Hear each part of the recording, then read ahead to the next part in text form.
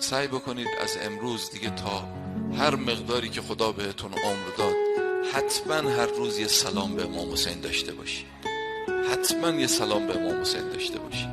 من نمیگم حتما زیارت عاشورا بخونید، نه، در حد یه سلام، در حد یه سلام، حتی با زبون خودتون. یا ابا عبدالله سلام خدا بر تو، با همین زبون خودتون.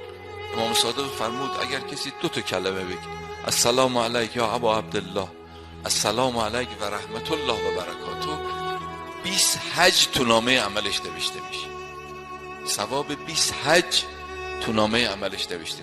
این که چرا حج تو نامه، چرا نگفتن ثواب 20 رکعت نماز، ثواب 20 روزه، چرا حج؟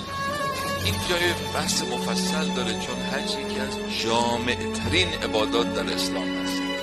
او رو تو نامه